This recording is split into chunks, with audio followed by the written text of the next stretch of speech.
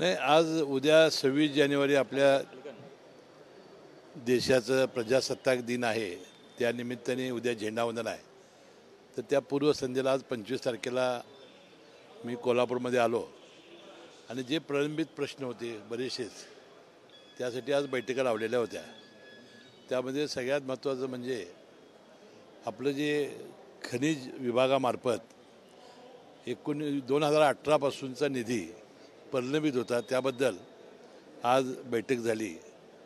जवळजवळ 22 कोटी 35 लाख रुपये निधी हा तसाच आपण पडून होता आणि केंद्र शासनाच्या निर्देशाप्रमाणे त्याचं वाटप करायचं ठरवलेलं आहे आणि ती बैठक आज संपन्न झालेली आहे.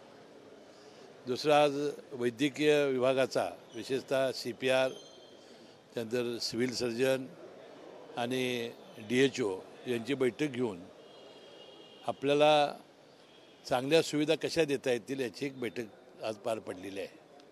आणि दुपारी आंबेवळ उत्संगी प्रकल्पग्रस्तांचं पुनर्वसन आणि आपलं सगळ्यांचं जे स्वप्न आहे की हजारो वर्षापासून आई अंबाबाईचं निवासस्थान करवीर नगरीमध्ये आहे आणि हे अनेक वर्ष चिरंतन राहणार आहे. आता तेथील ज्या सुविधा करणं आणि एक जुन्या शहरामध्ये ते असल्यामुळं त्याचा विकास करण्यामध्ये येणाऱ्या अडचणी त्या दूर करायच्या असतील तर थोडंसं तिथले रहिवासी, थोडंसं व्यापारी यांनी आम्हाला सहकार्य करण्याची आवश्यकता आहे. 1000 कोटी रुपयाचा तो आराखडा तयार करण्यात आलेला आहे. त्याचं सादरीकरण करण्यात आलेलं आहे. परवा 29 तारखेला अजितदादा पवार येणार आहेत, त्यावेळी पुन्हा त्याचं सादरीकरण केलं जाणार आहे. तर जवळजवळ सगळ्याच व्यापाऱ्यांनी, रहिवाशांची परवा माझी बैठक झाली आणि त्यांचं पुनर्वसन कसं करावं, त्यांना पुनर्वसनाचा मोबदला कसा द्यावा, किती द्यावा आणि त्यांना चांगलं कसं पुनर्वसन करता येईल यासाठी पुन्हा आज दुपारी बैठक आहे. आंबेवळ उत्संगी या प्रकल्पग्रस्तांची बैठक आहे आणि नंतर मला वाटतं की सगळ्यात अंबाबाईचं जर आपण विकसित करू शकलो, म्हणजे आपलं जे आता स्वप्न आहे ते, तर 20 पट या भाविकांच्यामध्ये वाढ होईल. आणि तुम्ही आजच मी कुठल्या तरी एक प्रसारमाध्यमात बघितलं की एकेका तीर्थक्षेत्रामध्ये किती लोक येत आहेत आणि किती त्यामुळं लोकांना रोजगार मिळालेला आहे, किती उत्पन्न मिळालेले आहे, ह्याचेसुद्धा आकडे आश्चर्यकारक आहेत. आणि तसं जर आपण करू शकलो तर फार मोठी GDPमध्ये आणि आपल्या कोल्हापूरच्या प्रगतीमध्ये भर पडेल असं मला वाटतं. पण त्यांना परवाशी मी बैठक घेतली, त्यांना विश्वासात घेण्याचा प्रयत्न केला. आजही त्यांच्यासमोर आम्ही सादरीकरण करू, त्यांना आपण पटवून देऊ आणि शेवटी हे चिरंतन टिकणार आहे. थोडंसं सगळ्यांनी सहकार्य करण्याची आवश्यकता आहे. तरी देखील सरकार कोणत्या प्रकारची भूमिका घेत नाही, आव्हान करते की आंदोलन मागे घ्या. नाही, ह्याच्याबद्दलचे अनेक आपण पावलं उचललेली आहेत. त्यांनी पहिल्यांदा सांगितलं होतं की कुणबी तुम्ही दाखले द्या.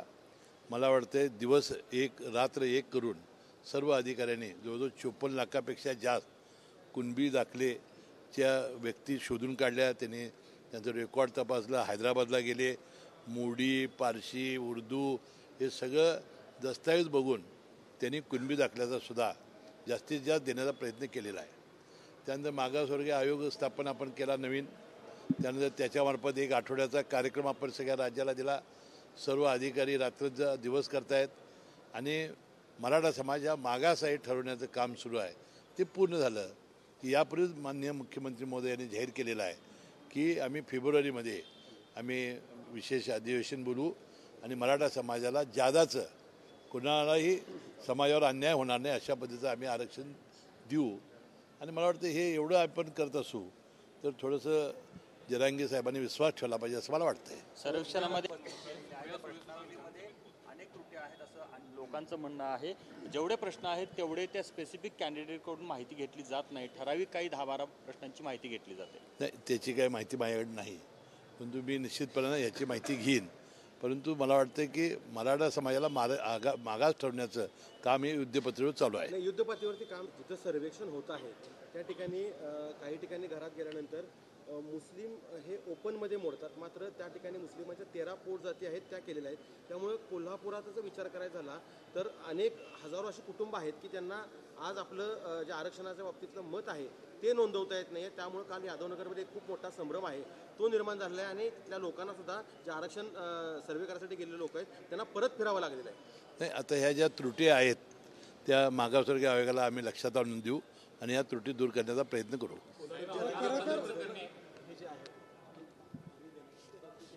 पूर्वी आपल्याला माहिती आहे की जो पाटगाव धरणामधून पाणी ते उचलून खाली आणून पुन्हा वरती नेऊन त्या जलाशयाचा वापर करून ते वीज निर्मिती करणार होता असं त्याला मान्यता दिलेली होती.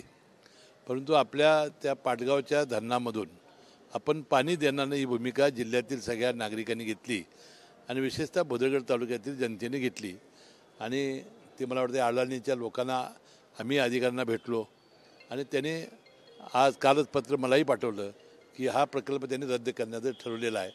मला वाटतं हा लोकांचा विजय आहे. आता ही न्यायप्रविष्ट बाब असल्यामुळं आता त्याच्याबद्दल जास्त बोलणं उचित नाही. रोहित पवार गेले त्यावेळी सुप्रियाताई चाकणकर म्हणतायत की आत्ताच सुप्रियाताईंना आठवलं अजितदादांच्या वेळी का उतरलं नाही, ते खरं आहे की आता अनेक लोकांना यापूर्वी ईडीमध्ये बोलवलं होतं त्यावेळा सुप्रियाताई कुठे दिसल्या नव्हत्या. ही प्रकर्षानं रुपालीताई चाकणकरने आठवण करून दिली असेल. उद्या प्रजासत्ताक दिन आहे कारण एकाही कार्यक्रमात त्यांचं नाव नाही. नाही, आता हे बघा, प्रजासत्ताक दिनाच्या दिवशी जे जे पालकमंत्री आहेत त्यांच्या हस्ते झेंडावंदन होणार आहे. भुजबळ साहेब आज कुठल्याच जिल्ह्याचे पालकमंत्री नाहीत. त्यांना जे जिल्हे राहिलेले आहेत की जिथं पालकमंत्री नाहीत आणि जिथे जिल्हाधिकारी करणार आहेत तिथं त्यांना विचारण्यात आलं असेल, कदाचित त्यांना ते गैरसोयीच असेल म्हणून ते गेले नसतील.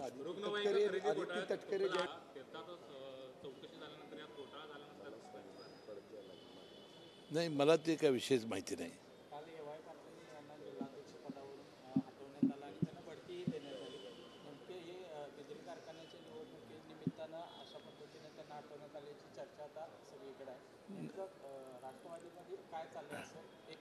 आता 10 वर्ष ते जिल्ह्याचे अध्यक्ष होते आणि त्यांनीच असं सांगितलं की मी स्वतःच जाऊन अजित पवार आणि तटकरे साहेबांना विनंती केली होती की यातून मला मुक्त करावं आणि मी त्यांना उपाध्यक्ष हे प्रदेश केलेला आहे आणि 10 वर्षानंतर हे झालेलं आहे. त्यामुळं त्यांच्या इच्छेप्रमाणे झालेलं आहे. काय मला काही माहिती नाही याच्याबद्दल, काय मला माहिती नाही. पंतप्रधान नरेंद्र मोदी हे जननायक नाही आपले काय काय काय मोदी हे या नवीन युगाचे प्रवर्तक आहेत अशा पद्धतीचा एक ठराव केंद्रीय मंत्रिमंडळाने केलेला आहे. नाही, आता आपण बघितलं असेल की गेले 10 वर्षामध्ये त्यांनी या देशासाठी केलेलं काम आणि या देशाचे आर्थिक स्तर आणि व्यक्तिगत त्यांनी राबवलेल्या योजना किंवा या देशहिताची अनेक योजना, मग इन्फ्रास्ट्रक्चर असेल, रोजगार असेल, गरीब लोकांना दारिद्र्याचे वर्ग आणायचं काम असेल, हे अभूतपूर्व काम आहे. त्यामुळं त्यांना जननायक ही पदवी देणं योग्य असं मला वाटतंय. लोकसभेच्या विरोधात इंडिया आघाडीनं मात्र तृणमूल काँग्रेस निर्णय हे याची खात्री आम्हाला होतीच की अनेक पक्ष आलेले आहेत, हे पुढे टिकणार नाहीत आणि ते एकाच एक अशी लढत देऊ शकणार नाहीत. हे अनेक वेळा सिद्ध झालेलं आहे. संभाजीराजे काँग्रेसच्या एकंदरीत चर्चा चालू आहे ते काय मला नाही, माझी आणि संभाजीराजेंची भेट झालेली नाही. मी भेट झाली तर ही विचारीन आणि त्यांचा निर्णय तुम्हाला मी सांगेन. याच्यावर अनेक वेळा उत्तर दिले की आम्ही. माझ्याबद्दल बोलायचं झालं तर मला उच्च न्यायालयाने हे दिला होता दिलासा. त्यामुळे उच्च न्यायालयात अजूनही प्रकरण माझं पेंडिंग आहे.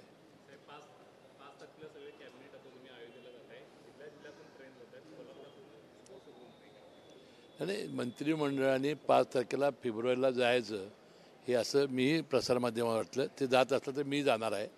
आपल्याला माहिती आहे की कागलला फार मोठ्या प्रमाणात मला वाटते इतक्या म्हणजे भावनिक वातावरणात आमचा हा रामोत्सव आमचा जाहीर हे झाला की आपण दिवसभर आम्ही त्यामध्ये तल्लीन झालो होतो.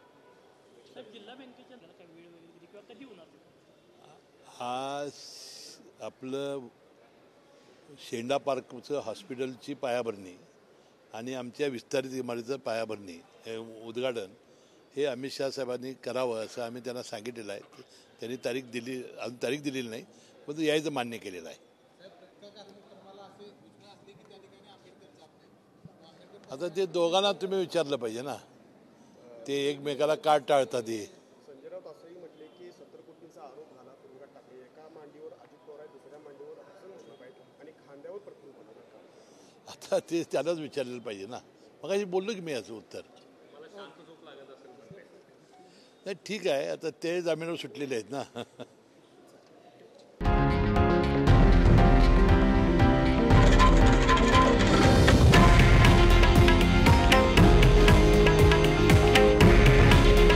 हे आहे देशातील नंबर 1 न्यूज नेटवर्क आणि आपण पाहत आहात TV9 मराठी.